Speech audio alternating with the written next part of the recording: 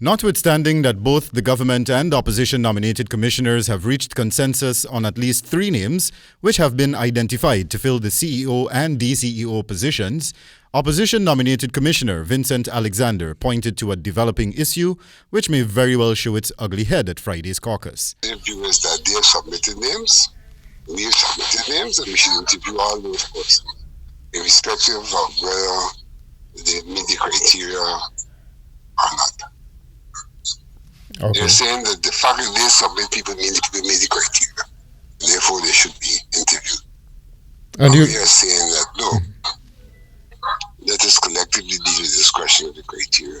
In an interview with this newscast earlier in the week, when questioned about the ongoing process at the agency, Alexander pointed out that rather than referring to the exercise as an ongoing process, he would label it as an evolving one. I wouldn't say there is an ongoing process. I would say there's an evolving process. Right. And the reason why I make that differentiation is because ongoing may suggest that all of the rules have been settled. This is not the case. We are evolving, and the rules are being determined along the way. During a telephone conversation with Nightly News on Thursday, Alexander asserted that his position on the matter would be to continue shortlisting applicants based on the suitability of their core competencies compared to that of the Commission's criteria. If you establish criteria, then you have to determine that the names, the applicants meet the criteria before you interview them.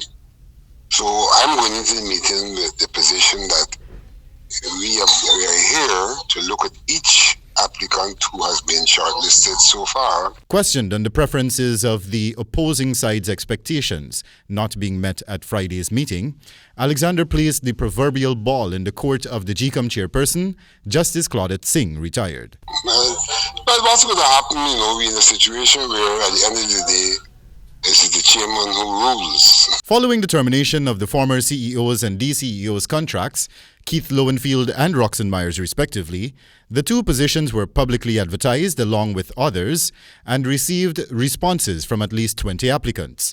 Those applicants were subsequently shortlisted to 7 persons.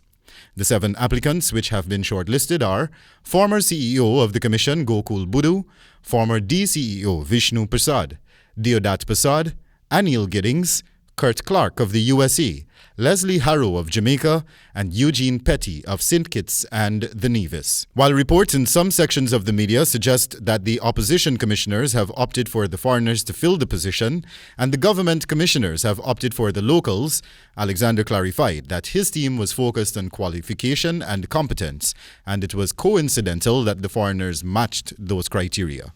I would not say that we have opted for foreigners. What we have opted for are persons who meet the requirements which GECOM has collectively determined are the requirements. And we have looked at the 2 basic requirements in the first instance. And those 2 basic requirements are qualifications and years of experience. And the 3 persons that we have suggested, they meet those requirements. Wendell Badrie for the HGP Nightly News.